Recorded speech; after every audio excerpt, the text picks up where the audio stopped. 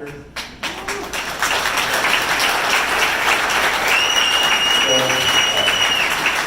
Thank you for that. Honestly, Regan encouraged me to make a long bio. She said, make it long, complicated. So good, yeah, perfect.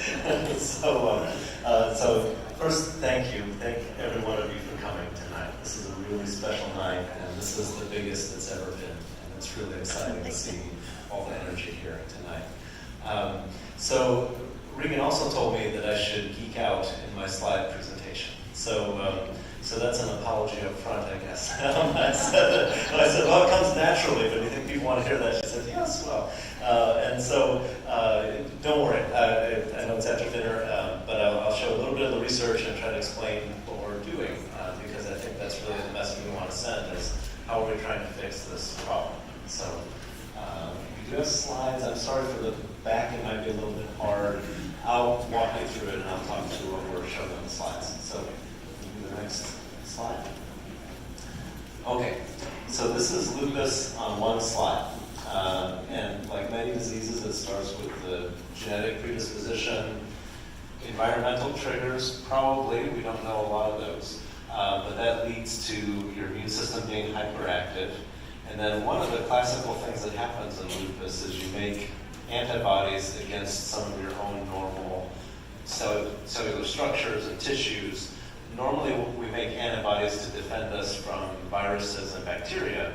So for example, if you get a vaccine, it induces your immune system to make antibodies against flu, for example. And then if you get exposed to flu, maybe you'll be lucky and you won't actually get it because your antibodies will bind it all up when it tries to get into your bloodstream. So that's one of the main problems we know in lupus after it gets rolling is you start making antibodies against a lot of your own normal tissues.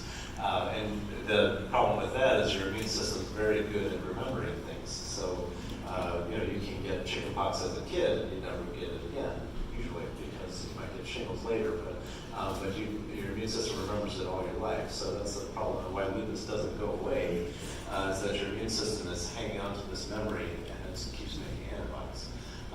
So after all that happens, then there's usually a gradual buildup, and for people who have lupus, it's hard to often say it started on this day. Usually it's a gradual building of symptoms over time.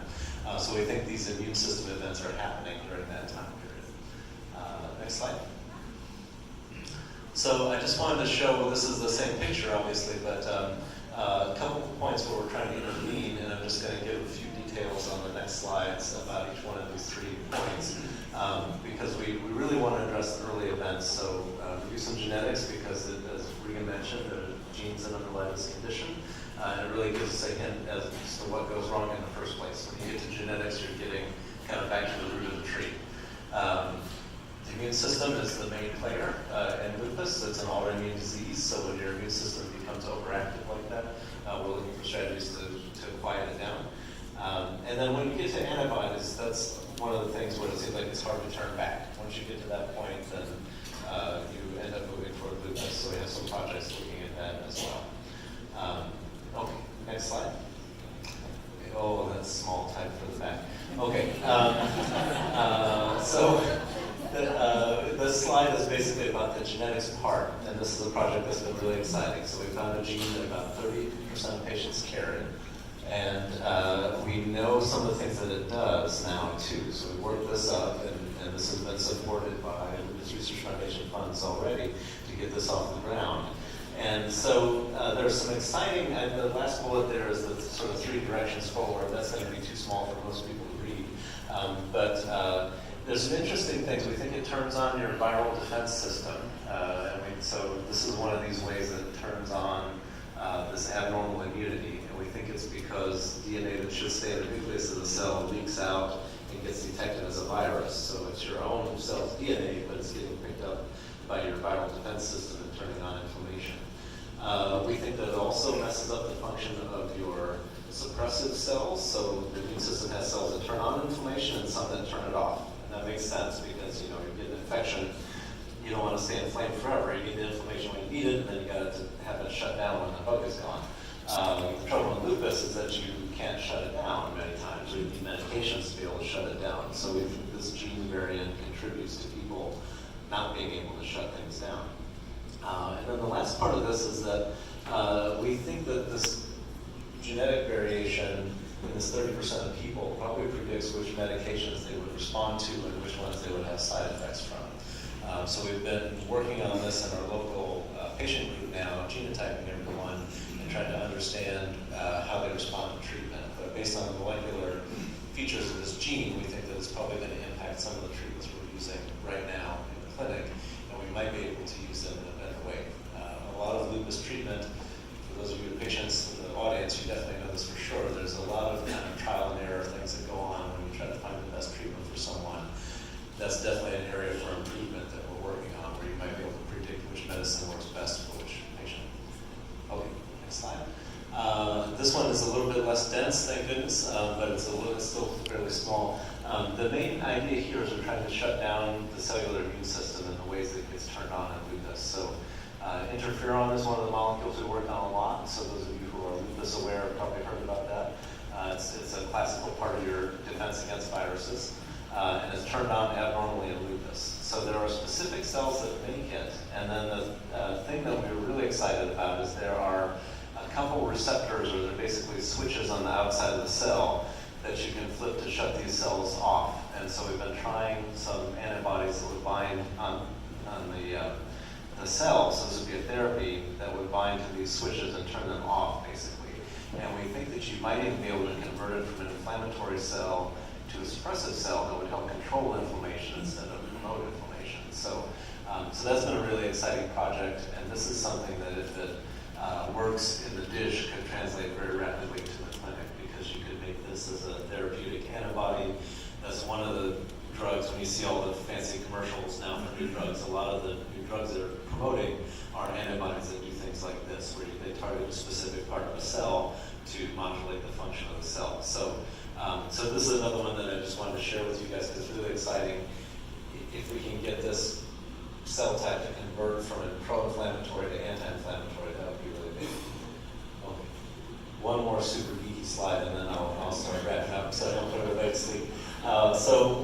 This is the antibodies. This is sort of the last part of that chain that I showed on the first slide. We are working on trying to understand why you make that step, how you go from an overactive immune system to making antibodies against your own tissues.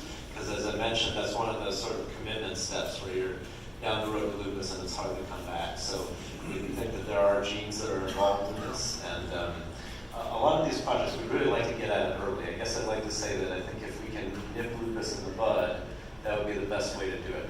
The immune system is really smart, and so after it gets a chance to respond to whatever it's responding to for a while, you start making all kinds of different antibodies.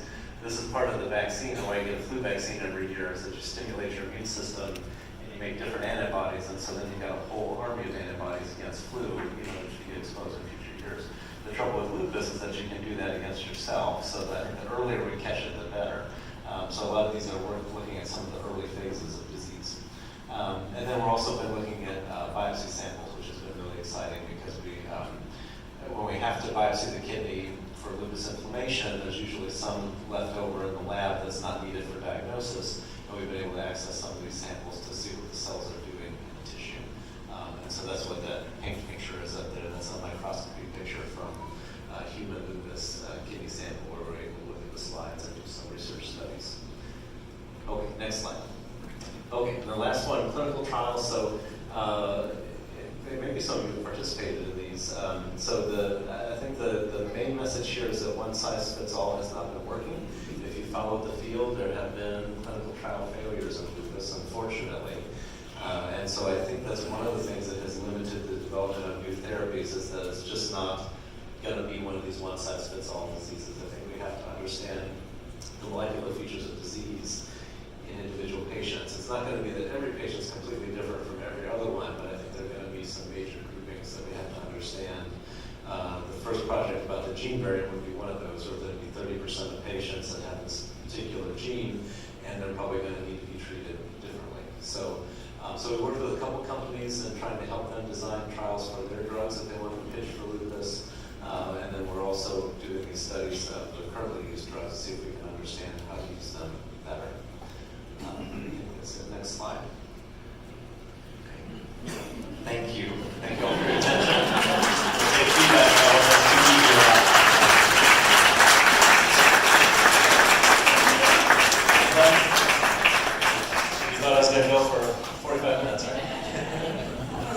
these interesting people up